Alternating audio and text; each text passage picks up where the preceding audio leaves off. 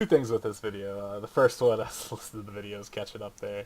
Sean, I was laughing. You're like, as you're slowly starting to put down Time Years recaps. I was like, man, that's just messed up. And I was like, oh, I see where he's getting. He's got to get some better source material on. It comes out. It comes out.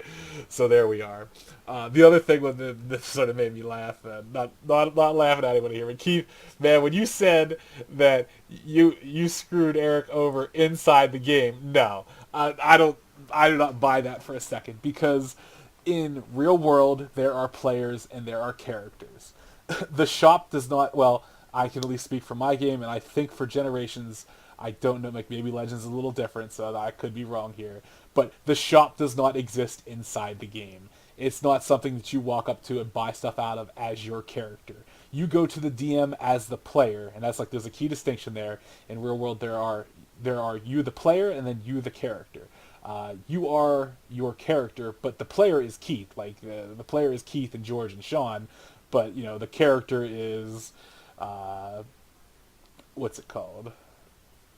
Like Tor or Zagara or Casimir or something like that. Like yeah, we're not our characters, but we are 100% our players. Like so when you did that deal and everything like that, that wasn't your character messing over Eric's character. Like that was you screwing over Eric. Like that's I think that's kind of fits on like that. Why maybe you haven't seen it that way, but like I think maybe that's why Sean and I are just like so taken back by it because I would like personally hold that against you if you did that to me, and I like it wouldn't be I hold it against your character. Like if your character comes along a generation and kills mine, like I'll be salty about it, but I won't think anything.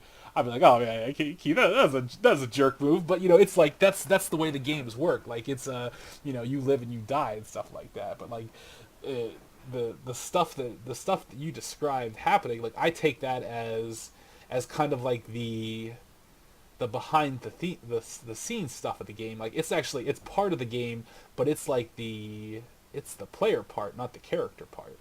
So it's like when you're screwing over another player, that's very different than screwing over another character. And you did not, like I said, you did not screw over a character in this regard. You screwed over a player. And I said that's kind of why. Hopefully that kind of clears up at least where I'm coming from, possibly where Sean's coming from. I don't want to speak for him. But yeah, and like I said, it's just one of those things. Stuff like that happens. You might like see it a different way. Like we might see it a different way. You don't owe it to anybody to be anything, but what you want to do, and like I said, I'm not saying like you gotta act. I'm not any moral authority or anything like that, so I don't want to say you got to do this. It's just like we were offering our opinions on the situation. I think. Okay, onward and upward. Unleashed is doing something 12 Days of Christmassy like because we are around the 12 Days of Christmas. How it's going to work is there will be a couple things that you will have basically a week to get in on each week leading up to Christmas. Um, the first one is going to be knowledge.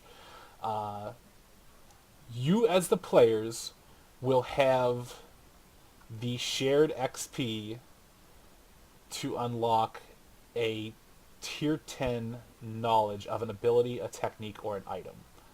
Um,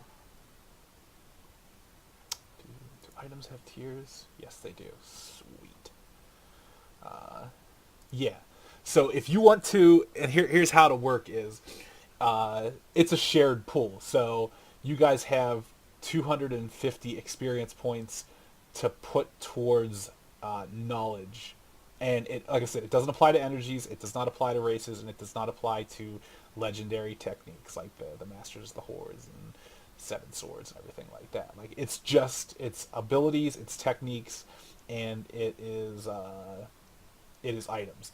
It's not like the full in-depth portion you get for purchasing it, but it's like if there's something on there that sounds cool that you might want to pick up eventually, uh, you can you can unlock it. So here's the catch: uh, you will have from tomorrow, Saturday, the 8th through the 15th, to put in your submissions, and at that point, the DM will do will basically say, okay, this is the knowledge that you kind of get um, from what you bought. The catch is If you guys, as a group, go over the cost, so let's say Keith, or I would say Keith. Let's say Erica does for. Let's not like say. Let's say because I don't want to drag. I don't want it to seem like this drags anything over from before. Let's say Kari comes in first day and says, "Yeah, Deanna, let me get this tier 10 knowledge cost." He blows all the points. Then no one else can get any points out of it. So it's like there's a little bit of game to it. There's a little bit of greed to it. So if you want, like I said, if you want to be on the ball or anything like that, but here's the thing. So let's say Kari puts his bid in first, then all the points are spent. So either A, nobody can spend anything else and that knowledge will be out there, or B, someone puts in another thing and then no one gets anything, but it does screw over the person who was greedy to everybody. So it's just kind of, 'tis the season, but a little competition in the thing. So you guys can work out, like I said, if you want to work out stuff beforehand, or if you just want to shout something out and lock it in when it starts, it won't start until 3 hours from now Eastern time. It's 9 Eastern now, 12 Eastern. We're going to open things up. But like I said, you will get you have 250 experience points to put towards knowledge cost of something you might want to understand.